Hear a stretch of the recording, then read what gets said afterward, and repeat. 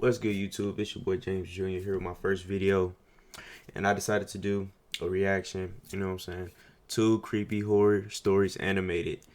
And to be honest, I'm the type of dude that gets scared at a lot of things very easily. So it don't matter what amount of these I do, I'm probably gonna get scared every time, bro. Okay, I'm a weakling when it comes down to this, but I'll probably get used to it. So let's get straight into it. Jesus Christ.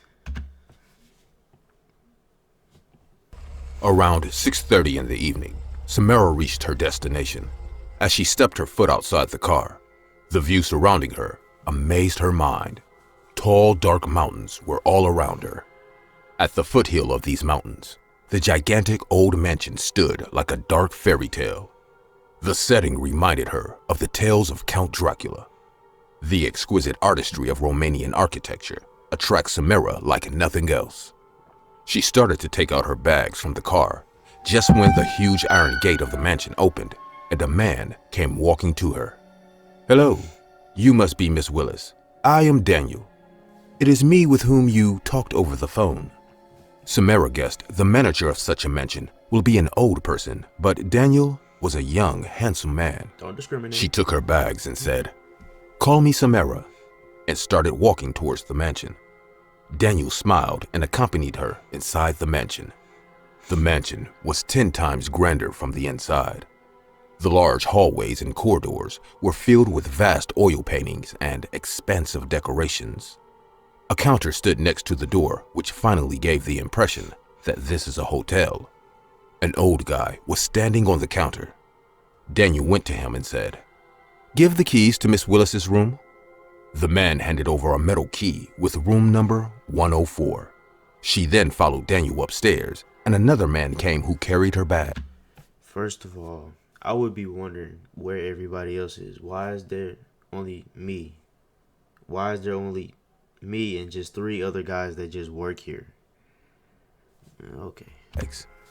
Daniel told Samara that the mansion has many rooms divided into 4 tiers. They have finished renovating only the ground floor and the first floor. The second and third floor are right now out of use, but Samara can take a look for her research, but she might find a few rooms locked for maintenance purposes. Room 34 was at the end of the corridor. Daniel unlocked the room with the key, and the hotel staff put Samara's bags near the bed and left. The room is unique on its own. There was a soft white bed, a couch near the glass window that gave a view of the hills. Samara turned to Daniel and said, "I'm already loving this place." Daniel smiled back and told her the dinner will be ready around 8:30 p.m. The hotel staff will come to notify her when it's ready. Samara locked her door and lied on the bed. She was mesmerized by the view around her. The mansion was glamorous and mysterious at the same time. Around 8:15, the hotel staff came and told Samara that dinner is ready.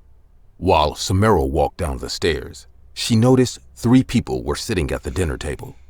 One is Daniel, and the other 2 people are the man at the counter and the hotel staff.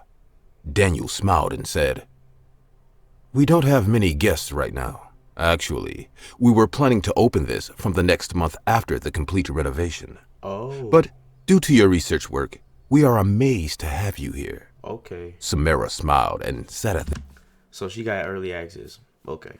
All right. the table. They all started eating. The food was tasty, but Samara felt a bit weird. She noticed apart from Daniel, the 2 other men hardly speak. After the dinner, No, it ain't even the dude in the red or the one in the blue suit. It's the dude in the black that's creeping me out because he ain't said not one word. He just been looking at her.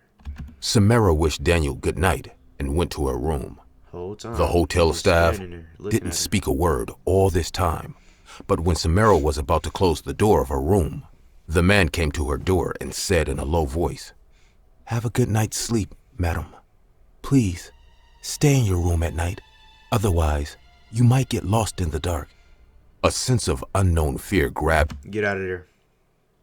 I would have been gone already. I don't care how dark it is. I'm gone. Samara's hand.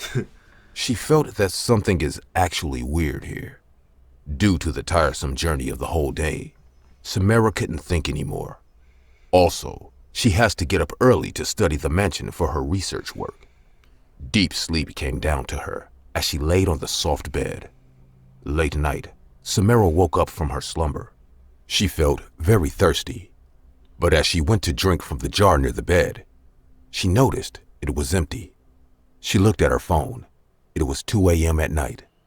Samara opened the door and came out. Oh no. The corridor was dark. Oh no. Only the moonlight showed her the way. Samara came down the stairs. She took a jug from the dining table and without any more delay, walked to her room. Just when she was entering the room, her senses all woke up. Yep. A sweet melodious sound captured the mansion. It took a few seconds to realize that the sound was coming from a harp. Someone was playing harp in this huge mansion? That too, at this hour of night. Samara was shocked, but the sound felt so attractive, as if it were calling her to follow it. Samara started to walk upstairs, following the sound. As she reached the second floor, she realized the sound is coming from the end of the corridor. The second floor was completely empty. The harp kept playing. Samara was almost at the end of the hallway, and she noticed the sound was coming from the last room. The room number was 303. Daniel said there was no one else in this hotel. Then who is living in this room? Just when the question came to Samara's mind, her curiosity increased. She knocked on the door and said, "Who's there?" Bro, that sounded like somebody The knocking sound on my stopped door. immediately. Suddenly, the atmosphere around her got too quiet. Samara twisted the doorknob, but found it was locked from the inside. The silence around her started to frighten her. Without wasting any more time, she quickly got into her room and locked the door. Oh, they're being nosy. Look at you. Scared. She didn't hear any sound the entire night. The next morning, a cleaning lady came to her room. Samara was all set to get to her work. While taking her notebook and writing supplies, she asked the small, middle-aged woman, "Do you know who stays in 303? But the reaction she got was totally unexpected. The cleaning lady got terrified of her question. Her face turned pale, and Sus. drops of sweat appeared on her forehead. She said, I don't know, madam." Then she began to clean her room. The sudden change in her behavior after hearing about room 303 made Samara even more curious about that room. But she didn't say anything and left for her work. The mansion was filled with instances of Romanian artwork. Samara was standing in the garden and inspecting the garden fountain just when she heard a familiar voice. "How's your work going so far, Miss Willis?" Daniel came to her with a big smile. Samara said that she's loving it already. She then asked Daniel in a hesitated voice, Don't mind me asking, but is there anyone living in room 303? Daniel replied with a surprised face. "Room 303? No. But why would you go there? We already told you it's out of use for maintenance purposes." Samara felt embarrassed for wandering around in this private property at night. I would be She too. answered in a humble voice. "Actually, last night I went to the dining hall to get water. Just then I heard someone playing a harp. I followed the sound and discovered it was coming from room 303 on the second floor. I just got curious because you told me there was no one else living here." Daniel hesitated too and said, Yes, I told you the truth. No one lives in room 303. Old mansions like this sometimes resonate with many types of sound. I am sure it was something like that, what you heard last night. So, enjoy your stay, Miss Willis." Daniel's words made Samara realize that he didn't at all like the incident of last night. But Samara couldn't understand why everyone is acting so mysterious about this room. So she has to know what exactly happened there. Samara decided to check this room again tonight. Her gut feeling told her that these people here are definitely hiding something from her. Yeah. At dinner, Daniel didn't say a word to her. The other two people ate quietly as well. As Samara finished her meal and started to walk upstairs, she saw Daniel say to the hotel staff, Take a jug of water to Miss Willis's room. Hope she will have no reason to wander around the empty hall tonight. And then gave her an angry look and left. Samara became even more stubborn now. After the hotel staff left the jug in her room, she locked the door and switched off the light and started to wait silently. Tonight is the night. Samara will find out what's the matter with this room 303. Around 2:30 a.m., she came out of her holding, a candle in hand. The mansion was completely silent. Only the whooshing sound of the rusty wind outside was echoing in the hallways. She tiptoed to the second floor and reached near room 303. As she twisted the doorknob, the door opened with a creaking sound. How strange. The door was unlocked tonight. Samara entered the room. The room was freezing cold. There was a large window in the room which had no glass on it. A cold wind was coming from the window by blowing its dirty curtain away. The moonlight from the window and the candlelight on Samara's hand made the room look very spooky. She noticed, this room is just like her room, but it had only one difference. An old wooden harp stood in the middle of the room. The harp seemed unused for a very long time, as the thick dust all over it had the actual color of the instrument. Samara went to the window and looked outside. The dark mountains were standing in front of her eyes. There was nothing much she could find, so she thought to go back into her room. Just then, a heavy wind came and blew out her candle. Suddenly, she heard a chuckling sound. She quickly turned towards the door and saw a tall, thin woman standing near the harp and strumming the chords with her creepy long fingers. The moonlight fell on her face. Her eyes were wide as if she could see inside Samara. She was wearing a worn-out sleeping gown. Her hairs were floating in the air as the wind ran through them. Samara asked in a tensed voice, "Sorry, the door was open, so I just came to check. I heard you playing the harp last night. That's why." Before she could finish, the woman laughed in a very scary way and said, "They might have told you no one lives here, right? They told the same thing to the man who came here just like you in the middle of the night.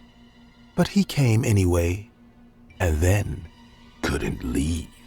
Fear grabbed Samara's neck. She couldn't understand what this woman was talking about. She said in a frightened voice, "I better get back to my room. Sorry to disturb you." As she stepped ahead towards the door, the horror unfolded in front of her eyes. With a terrifying sound of bones cracking, the woman's head turned upside down and she started laughing like a maniac. Samara's heart started to beat like a wild horse. She screamed, but no voice came out. She felt like the chilling laughter was reverberating all over the valley. Her eyes lost vision as she collapsed on the ground. The next morning, Daniel came to room 303 looking for Samara, as she was not in her room. As he opened the door, he saw Samara's white, bloodless face. She was lying on the floor, her eyes full of fear and trauma. She was dead. The hotel staff, the cleaning lady, and the man at the counter came too. 4 of them stood there silently, and the cleaning lady started to weep in a low voice. Daniel looked to the hotel staff and said, "Bury her at the back of the garden just like the previous traveler. We are running a business here. If people can't hold back their curiosity, no one can save them from dying. Throw her stuff down the mountain and get back to work. We will be having guests from the next month all around this mansion, and make sure you keep this room locked all the time." The midnight musician still haunts room 303 of this old mansion in Romania. Let us know if you dare to take the risk by visiting this place. We will give you the address. Freaking creepy. It looked shady from the beginning. Recently, I went camping with my best friend Thomas. We are childhood friends, hence we have been on several trips together. Thomas lived in the suburban area of California. After 10 kilometers from his house lied deep woods. Many people went camping and bird watching in those woods. During weekends, The woods were often crowded, so Thomas and I decided to camp as far as possible. I still regret our decision. Thomas and I left one sunny afternoon with our backpacks. After entering the woods, Thomas pointed out to our left and said in an excited tone, "Peter, look, there's a railway trail on that side." We went close and found out an abandoned railway track going deep inside the woods. We decided to walk by the track. This way, we will find a serene spot for our camping, and also, it will be easy to come back. After walking for almost 30 to 35 minutes, we felt exhausted and decided to camp. We chose a spot under the trees and started to arrange our tent. The sun was about to set. The sky turned red as the birds started returning to their nests. The view felt awesome. We drank beer and watched the sun setting into the horizon and the night sky take over. Thomas brought his Bluetooth speaker. We tuned in some music and got busy preparing the bonfire. I collected some stones to make a round pit for the wood to burn. Thomas said, "Let's go collect some wood and water. There's a riverbed nearby." Though the sun had set, there was still light around us. On our way to the riverbed, Thomas was picking up wooden sticks and broken branches of trees for the fire. As we got close, a sound of water flowing by came to my ears. The riverbed was more like a narrow ditch, but it had crystal clear water flowing in it. I got down to fill our flasks, and Thomas got busy collecting wood. I was almost done, just when the opposite bank of the riverbed caught my eyes.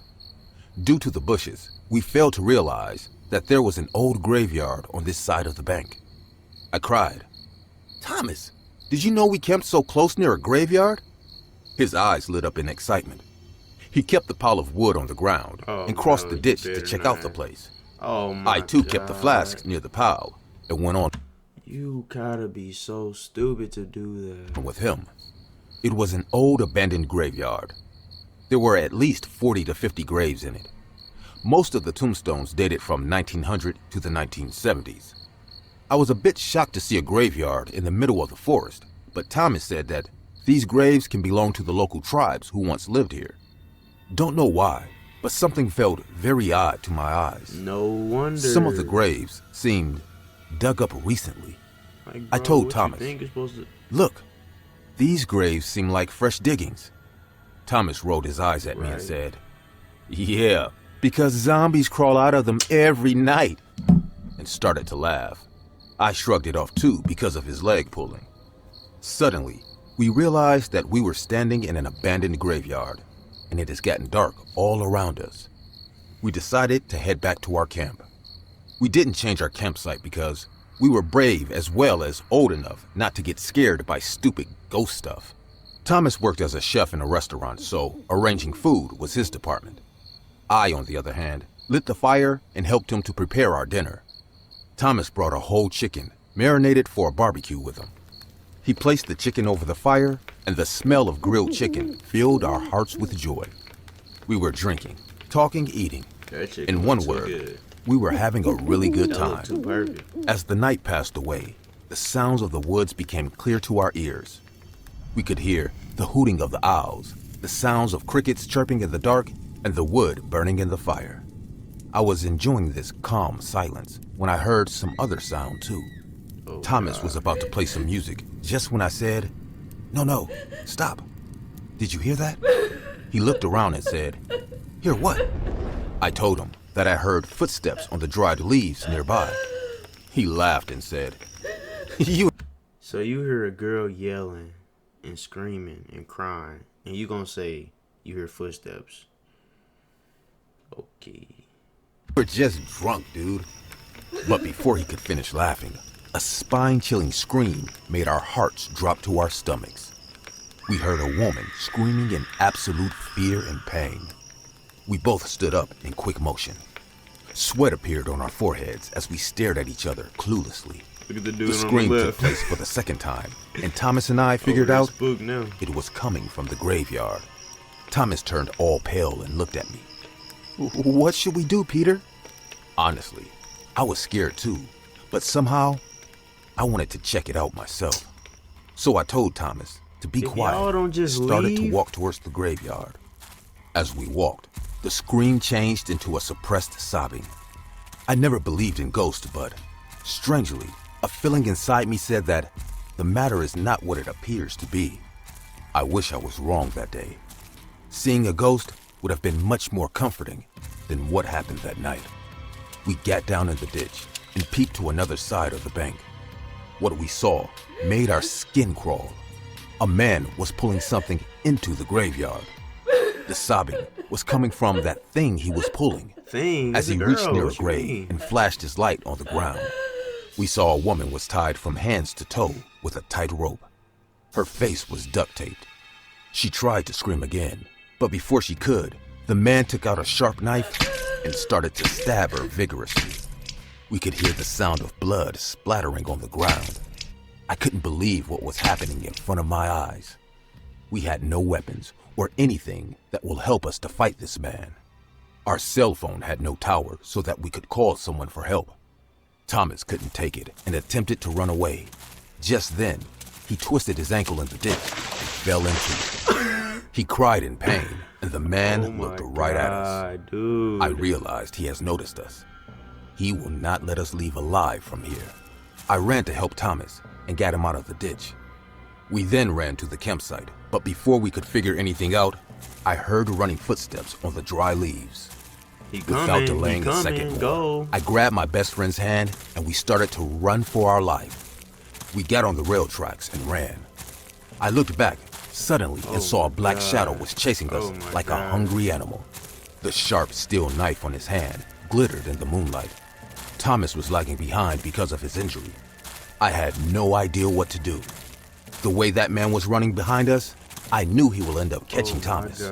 I was panting and breathing heavily. Thomas was crying for help. The entire situation was going out of our hand, and I knew if the man catches us, no one will ever know what happened to the bodies of two young boys who came camping in these woods. I saw a stone lying at the side of the railway track, and I picked it up.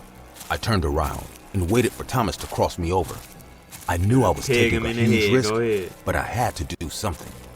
Thomas came running at me and yelling, "Run, Peter, run!" But I stood there gathering all the courage inside me. As soon as the man came into my sight, I saw him flashing the knife to stab Thomas in the back. His eyes were dipped in anger, and a hungry smile on his evil-looking face made him look like the demon from hell. He was almost 5 hands distance from me when I aimed at his head and threw the rock at him with all my strength. A sound of skull cracking and blood spattering echoed into the woods. The man held his head and fell on the ground, making painful growls. His growls eventually turned into a soft whimper, we get it. and we realized that this guy has fainted.